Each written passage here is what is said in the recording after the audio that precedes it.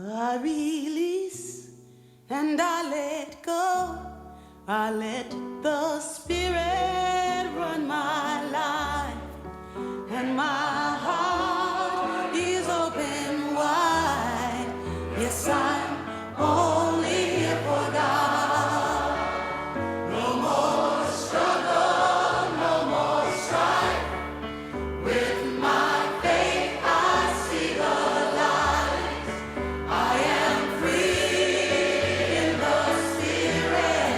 Yes, I'm only here for God. I release and I let go. Let the Spirit run my life, and my heart is open wide. Yes, I'm only here for God. No more struggle, no more strife. With my faith, I see the light. I am free in the Spirit. Yes, I'm only here for God. I release and I let go. Let the Spirit run my life. Oh, and my heart is open wide. Yes, I'm only here for God. No more struggle, no more strife. With my faith, I see the light. There you are. I am free in the Spirit. Yes, I'm only here for God. I release and I let go. Let the Spirit run my life. And my heart is open wide. Yes, I'm only here for God. No more struggle, no more strife. With my faith, I see the light. I am free in the Spirit. Yes, I'm only here for God.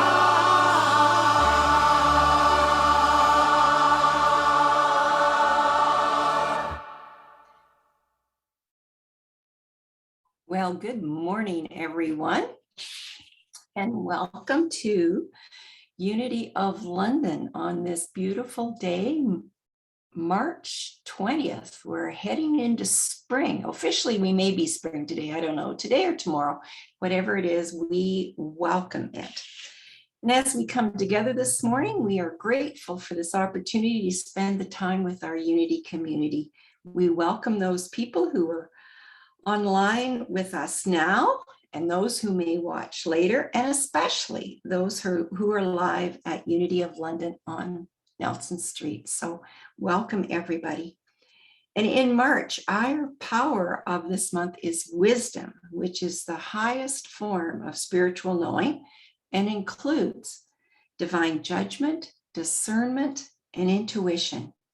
Wisdom is located in the pit of the stomach. So when you sometimes feel that little movement in your stomach and you're concerned about something, know that that is your wisdom speaking for you. And so today we affirm, I am guided by divine wisdom in every thought, word, and action. So our vision at Unity of London, and as well as a lot of Unity groups around the world, is a world powerfully transformed through the growing movement of shared spiritual awakening. And along with our vision, we have a mission, which is co-creating with Spirit to transform lives through shared spiritual awakening. And there's a variety of different ways that we can co-create to transform lives. So we can do that by being a loving, inclusive, supportive community. And we know that we're doing that now because we're including people who are there physically, people who are at a distance, like all of us showing up on Zoom. We can also do that by promoting self-expression So, in our self-expression is joy and happiness and bliss, maybe. And also, too, to remember that without service to others, everything that we do on our own, it lacks meaning and purpose. It may lack meaning and purpose. We live the 5 principles that we believe in, which God is. There is only one. I am a part of that God. Thoughts in mind unfold after their kind, and pray and meditate and live those 5 principles that we know so well. And finally, by inspiring people to make a positive difference in the world so we can be the change, just in small ways or big ways, by volunteering to do something, to be of service with someone, to smile someone in the street. To just step out and do what is ours to do. And at Unity of London and in unities all across the world, we provide fellowship and education for spiritual seekers of all walks of life. It doesn't mean, or it doesn't matter what religion you are. You can show up and into our space or this space and do fellowship and take lessons and just do whatever calls you to do. And announcement today is our annual general meeting. Now it says here that it's right after service, but I'm not sure that it is, and maybe someone can send me a message to explain that to me. Are we starting right after service, or is the potluck first?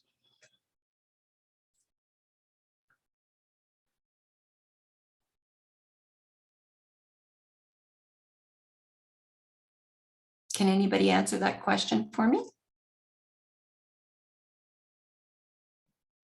The potluck is right after the service, followed by the AGM. So what time will the AGM start then? Right after we're done eating the potluck. Well, the thing is, for those of us on Zoom, it helps if we have a particular time. Sylvia says we're aiming for 11:45. 11:45. Okay, thank you very much. I think that was Nancy. I couldn't see you. Nancy and Sylvia. So 11:45, those of us who are on Zoom can go and grab a little bit of lunch and come back. And for those of you who are there in person, enjoy your potluck, and we will see you after when you return. Now, of course, we also have our prayer chaplains today, and Dawn is our prayer chaplain. So if you are on Nelson Street, Dawn is there and she will pray with you. Or if you are on Zoom, then just put a message into our chat room and we'll make arrangements for Dawn to pray with you there. And speaking of prayer, so if you'd just like to close your eyes this morning and just make that conscious connection to the divine spirit within. And as we go into prayer, we bless everyone attending all spiritual gatherings, knowing that there are many paths to the one God. And during this Lenten season, we continue to let go of fears, negativity, and doubt as we renew our awareness of the good in and around us. We continue to hold peace for the situation in the Ukraine, praying that calm minds and loving hearts will prevail. We lift up all people who have left their countries and the brave souls who have remained to face the dark and dangerous situation. We lift up anyone who is experiencing any challenges, knowing that they have the strength and the love of the divine spirit surrounding them right now. And we take this opportunity to hold anyone that you wish in blessings and prayer and to speak their names quietly into this space now.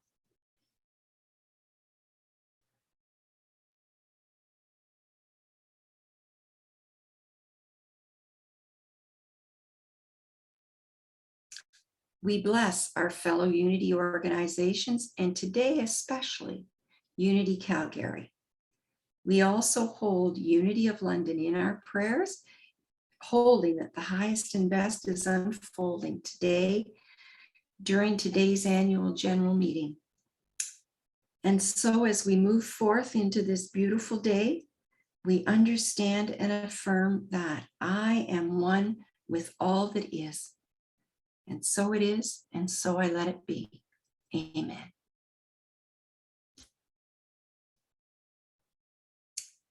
Okay, and Peggy Matzer is our platform person today, and she will be sharing the daily word. Oops, it's not Peggy, it's Nancy. Thank you, Nancy. Yes, we're hoping Peggy gets to feeling better. Okay. Positivity. I plant seeds of positivity and harvest joy. Every gardener knows that blooms grow best in good soil. Even before planting, it's good practice to pull the weeds, prepare the soil, giving the seeds the optimal conditions in which to grow. Today, tend the garden of consciousness. I pull the weeds of worrisome and unforgiving thoughts by denying they have any power over me. I create a fertile environment for new, positive thoughts to grow through regular prayer and meditation. When I touch that place of infinite stillness and peace, I affirm wholeness, prosperity, happiness, and security for my life. Like bright, beautiful flowers, these positive thoughts bloom and grow in my consciousness. And from Philippians 4, verse 8, whatever is true, whatever is honorable, whatever is just, whatever is pure, whatever is pleasing, whatever is commendable, think about these things. Now it's my pleasure to introduce our speaker today, Pauline Duncan-Thrasher. She has been a prayer chaplain since soon after joining Unity of London in 2012. She's a past Unity of London board president, author, trainer, and certified coach in communication and life skills. And she has been teaching she's been teaching week 4 of her second Unity course, Point of Power, this Tuesday via Zoom. Pauline has chosen Myrtle Fillmore's Healing Letters for her third teaching course in her journey towards becoming a licensed Unity speaker. And that course will begin in May, on the first Tuesday in May. With part 1 of her 2-part message about wisdom, please help me welcome Pauline Duncan-Thrasher.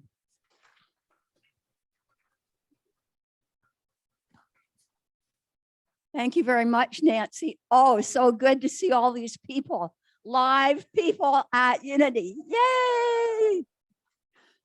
It doesn't mean that we are neglecting our Zoom people. We still know you're there. We appreciate you. The people who made an effort to come out today, super, super appreciation.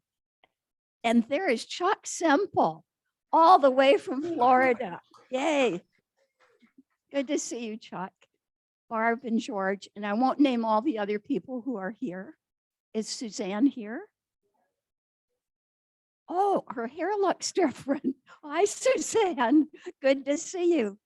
Good to see everybody who's here. Today's theme is wisdom. And I must say that I thought, oh, Pauline, you're a brave woman to stand up at Unity and talk about wisdom. So you will notice that a lot of what I'm saying, no, there's nothing on the, oh, Sylvia's just counting. You see, I'm not used to seeing people in person, so I have to get used to the distraction. It did a little bit. So you'll notice that today is part one of two. Part one of two parts about wisdom. And a lot of the message today is drawing from wise people long, long ago, and a couple who are a little bit newer. As you listen to this message, I invite you to reflect on moments in your life when you might have felt totally not wise. I don't know about you, I've got many of those moments. But then there are moments when wisdom just cleared your mind.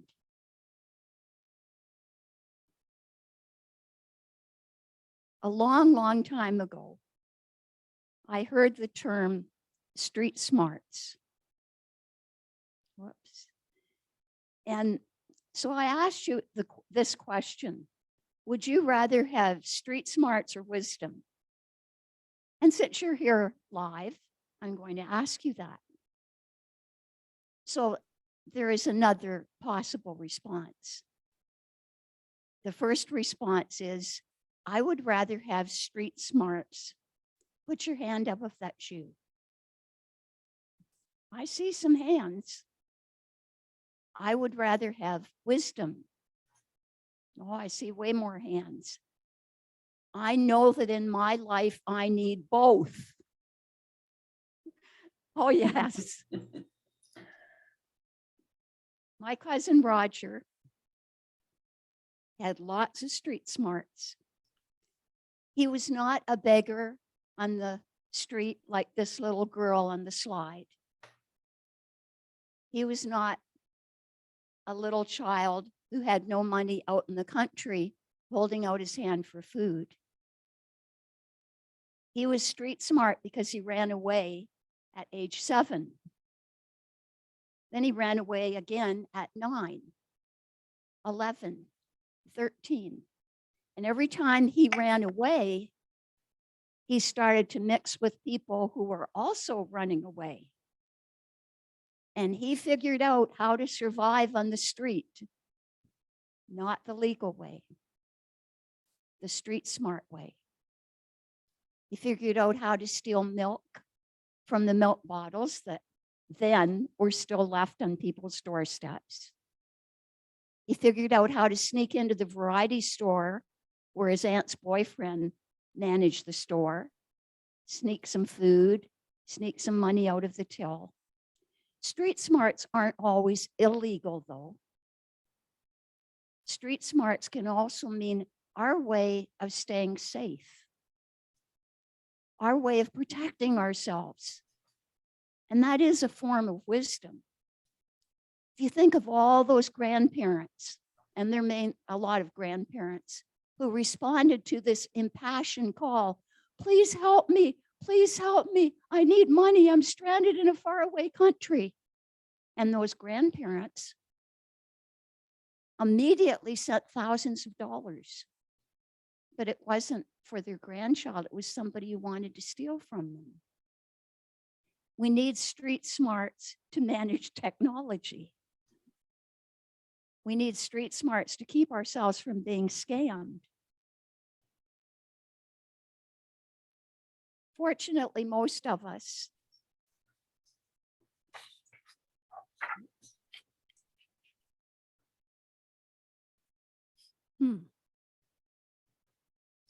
I'm trying to move the slide, but whoops. There we go. Fortunately, most of us grew up protected. We were pretty much protected children. We started out as babies crying, and our parents picked us up and loved us. Maybe they read to us. Maybe our grandparents taught us how to read, taught us life skills. Those protected childhoods were wonderful. They enabled us to learn wisdom. When I looked up wisdom, I thought about Tony's speech last week when he rhymed off all these different words for laughter. And I thought I could rhyme off all these different words for wisdom, but there aren't a lot. You'll notice that if someone is defining wisdom, they may think about intelligence, understanding, insight. And interestingly enough, perception, ability, and finally, discernment. It doesn't come right at the beginning of the list in the dictionary, but in our spiritual understanding, wisdom and discernment are very closely aligned. Foresight. I think danger, Will Rogers. And I think danger means I listen to my intuition and I avoid something that might be dangerous.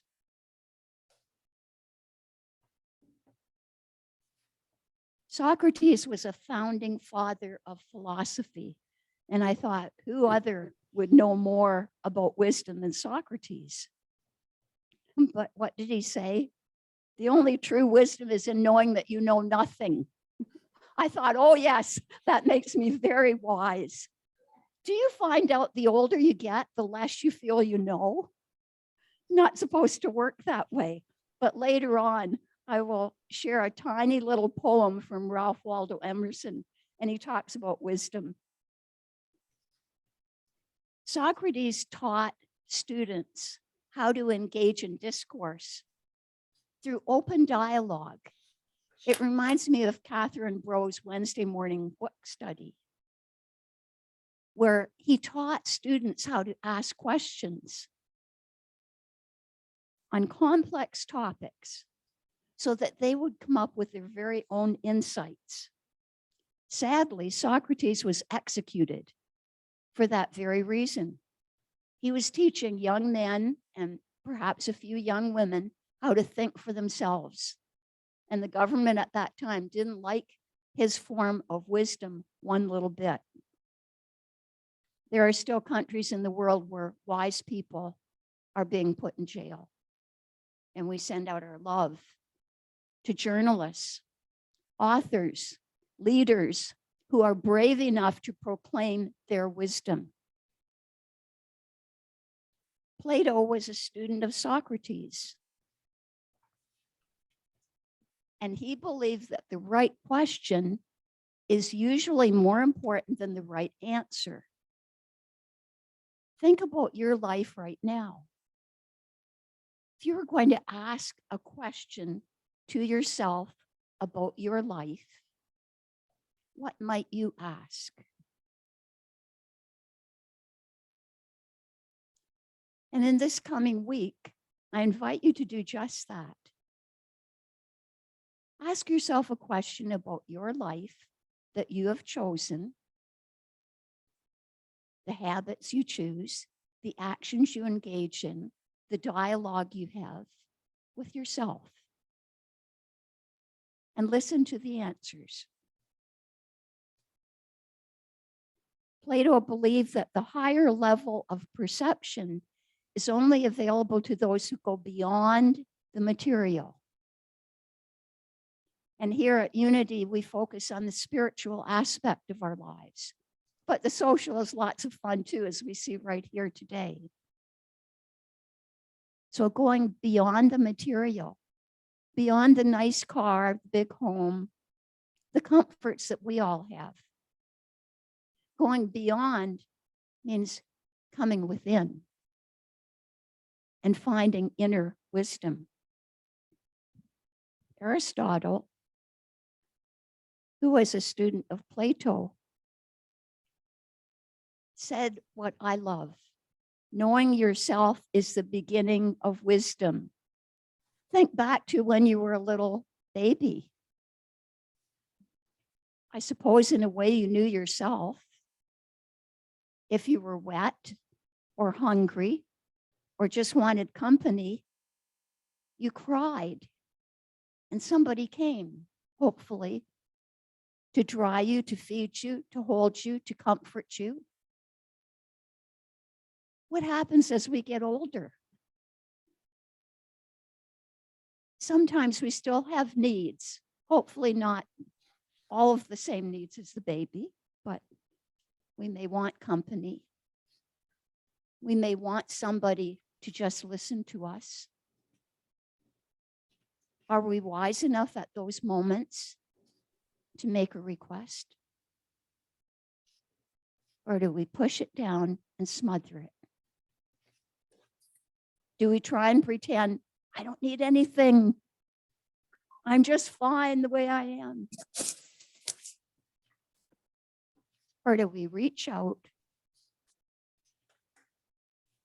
pick up the phone, call a friend, think of a friend, connect with a friend, or within our own home, connect with our partner and say, right now, I just need you to listen. Knowing ourselves, the beginning of wisdom.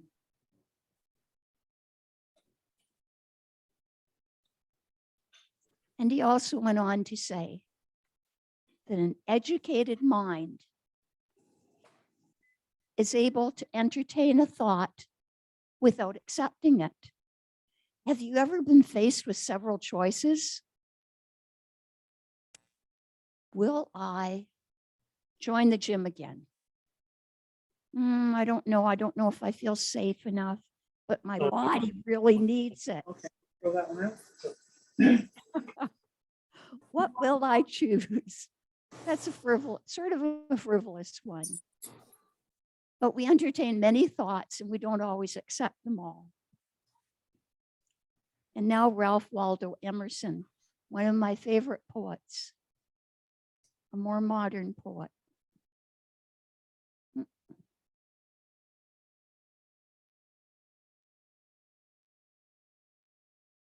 Must be the way I'm aiming it.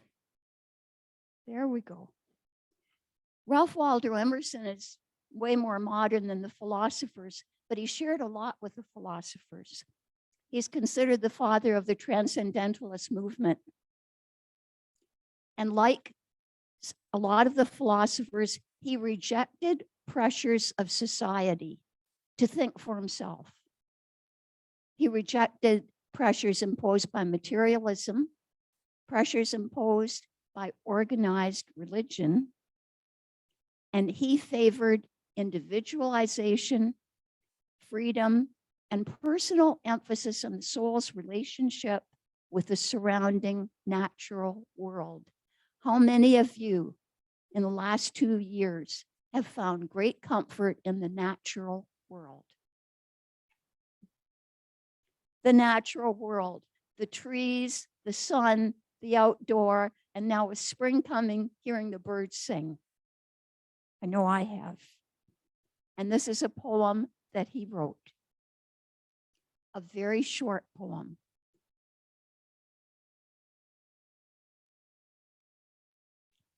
Wiser, with a question. And this is what this wise man said. I am not wiser for my age, nor skillful for my grief. Life loiters at the book's first page.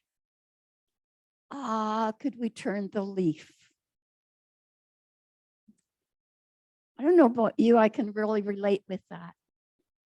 I think about my age, my last birthday, and how much wiser I should be, but I don't always feel wiser. Sometimes I just feel, I know I'm wiser than I was when I was little. And my parents used to say, I think I shared this with a friend recently, youth is wasted on the young. Did you ever hear that? And at the time I thought, what a condescending thing to say. Boo, yes, I'm young, and don't say it's wasted on me. I was quite perturbed about that. And then as I got older, I thought, well, maybe there was something in that, but we can't have it all. We cannot be 8 or 10 or 21 more than once in this lifetime.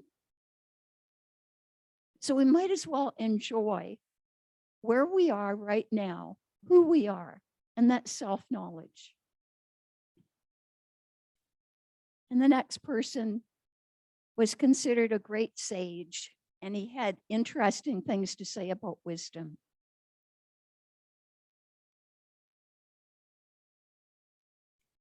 He believes, and this is Confucius, by 3 methods you learn wisdom. First, by reflection, which is noblest. So that's you sitting there thinking, does this have anything to do with my life right now? Or, am I happy I came here today? I hope the answer is yes. But reflecting on your life, taking time to put aside the rush, the hurry, the scurry, and everything that everybody else is saying, and just going into that quiet place of reflection. Confucius felt that that sort of wisdom that comes from reflection is noblest. By imitation, he called easiest. Hopefully, you have someone in your life who has qualities that you so admire.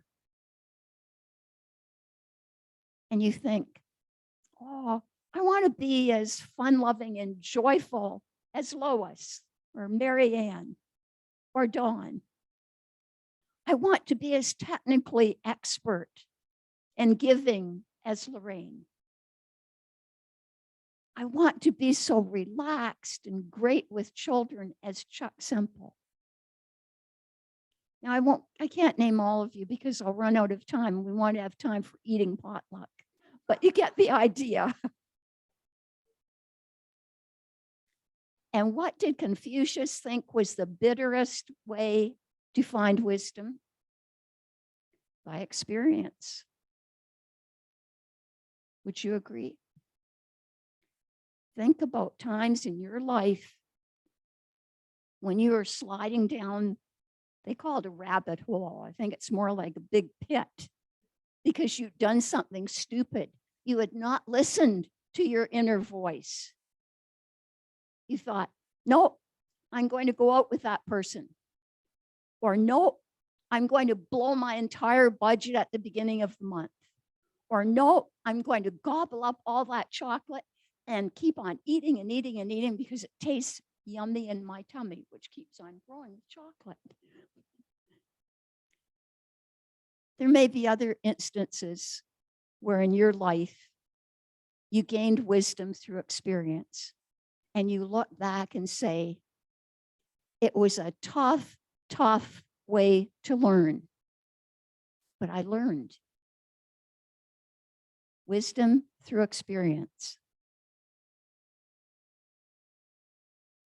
And I had a lot to say about Confucius, but if you want to find out more about Confucius, you can look him up on Google. The next person, I was talking to Dan, my husband, about wisdom.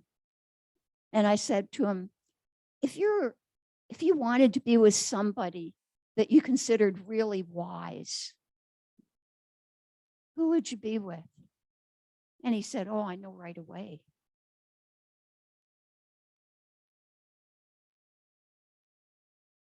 The Dalai Lama. And I think because he's still alive and he shows that smiling, calm face in a collage of qualities. And if you can't read them from there, I'm going to pinpoint some of them. These are all wrapped up in this one man who certainly has struggled in his life. Virtuous qualities of altruism, kindness, reasoning, compassion, reflection, cooperation, and big letters, love is. Generosity, acceptance, humility, non-judgment, and empathy. All those qualities are part of someone who's chosen wisely to lead a life that really is filled with love. And it could have been a life of bitterness or regret or dismay or disappointment. And yet his choices made him a man who is so highly respected. My last two slides come back to unity specifically. Dr. Emily Cady died in 1941, the year I was born. Oh, don't worry. You know my age, 80. She never married. She was one of the first woman doctors in New York, and she became a homeopathic doctor. That will resonate with some of you in this room. She became a student of Emma Curtis Hopkins, who is a New Thought pioneer. And it was in 1892 when the first of several of her articles appeared in the Unity magazine. Charles and Myrtle were so entranced by her writing and her way of healing and her messages that they later invited her to keep on writing. In 1894, she wrote the Statement of Being in a Unity magazine. Her book, Lessons in Truth,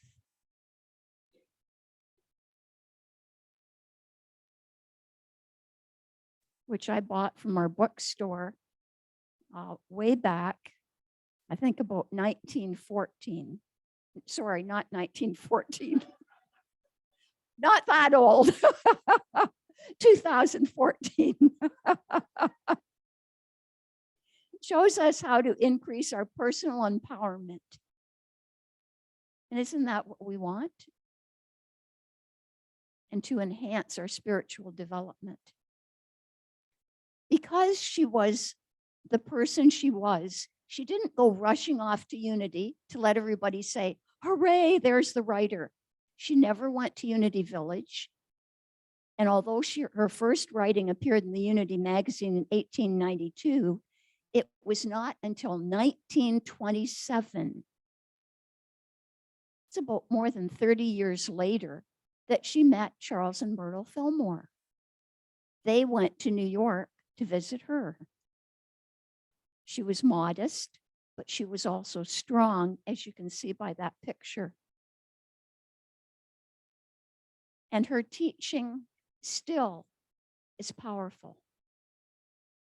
I don't know if you have her book, but if you don't, I really suggest you look into her book or find her online. And finally, dear Myrtle Fillmore. And I loved her message. And I love her messages so much that that will be my next course, Myrtle Fillmore's Healing Letters. We must have quiet and opportunity for inward searching. In the silence, wisdom is given for every need.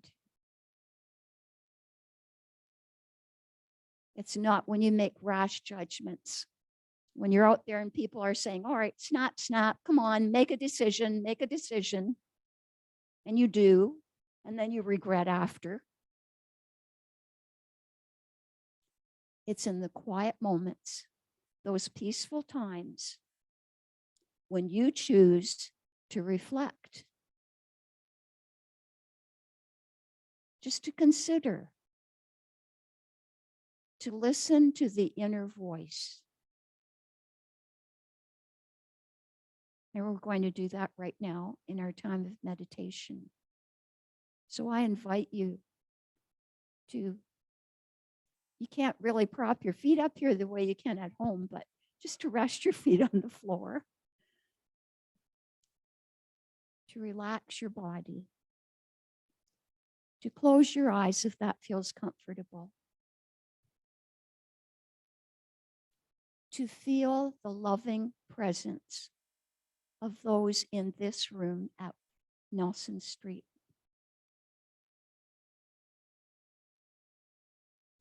And in this moment of togetherness,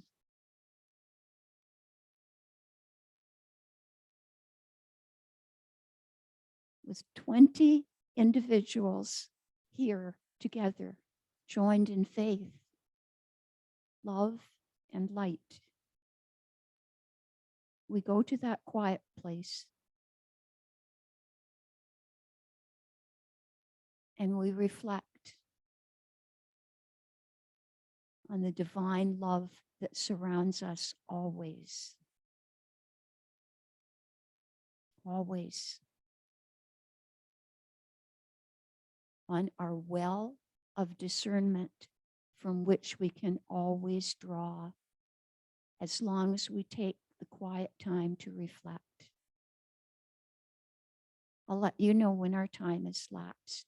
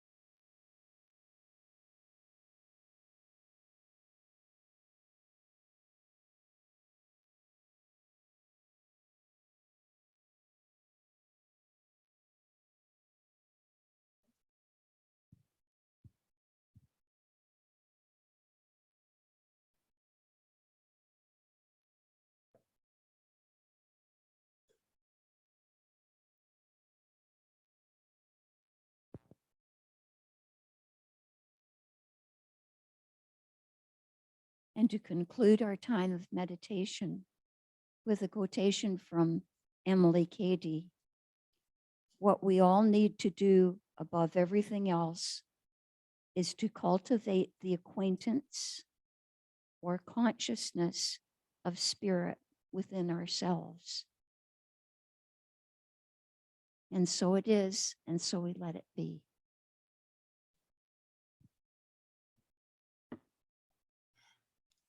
Well, Pauline, thank you so much for that terrific talk this morning. There was so many levels and depths and takeaways from your talk. I'm really appreciative, right at the beginning, where you were talking about street smarts and technological smarts. This week I got a text message saying that the federal government had transferred me $127 if I just clicked on this link. And I thought, I wonder who that little person is at Revenue Canada, at the CRA, who's sending me money. So I just deleted it and moved on with my day. So we come across opportunities all the time that desire some sort of wisdom. And they can be as simple as deleting something that looks too good to be true, to really life-changing opportunities and things that are happening in our lives. So thank you, Pauline, for that. Really grateful for that wonderful talk today.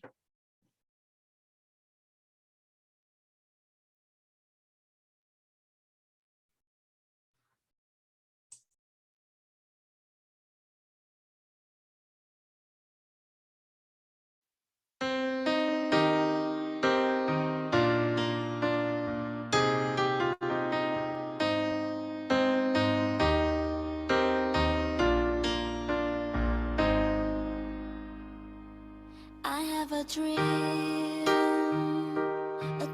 of what I wanna be. I wanna be free. That's what my heart keeps telling me. Give me your hand. We'll find a way. There's people out there that feel the same. if we help each other. I just know we can succeed. We are one, but we are different. We from all around the world. We share the same sun, we share the same oceans. We are every boy and girl. Come together and share our dreams. We'll be amongst the stars, and we know that it's destiny. And we are unity. We are unity. I do believe, oh, I believe in destiny. It's up to me to make it into reality. Give me your hand. We'll find a way People out there, that feel the same. if we help each other, I just know we can succeed. we are one, but we are different. We from all around the world. We share the same sun, we share the same oceans. We are every boy and girl. Come together and share our dreams. We be amongst the stars, and we know that it's destiny. That we are unity.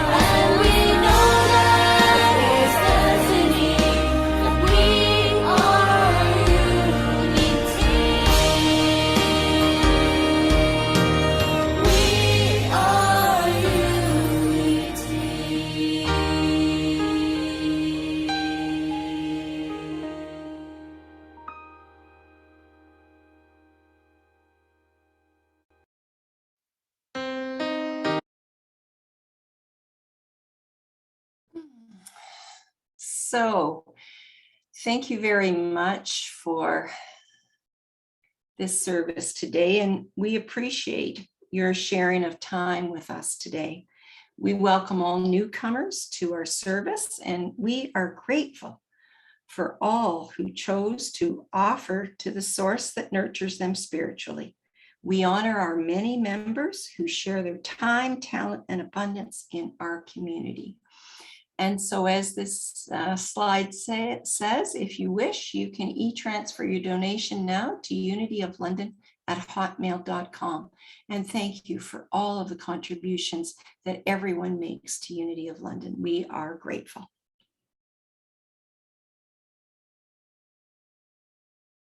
And the prayer for protection. The light of God surrounds me. I am the light. The love of God enfolds me. I am the love. The power of God protects me. I am the power. The presence of God watches over me. I am the presence.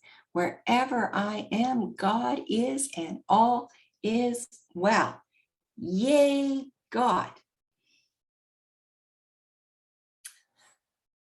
And now, before we go into our peace song, we just please stay around for the annual general meeting. And for those of you who are on Zoom, please come back at 11:45. And so let's hear our peace song.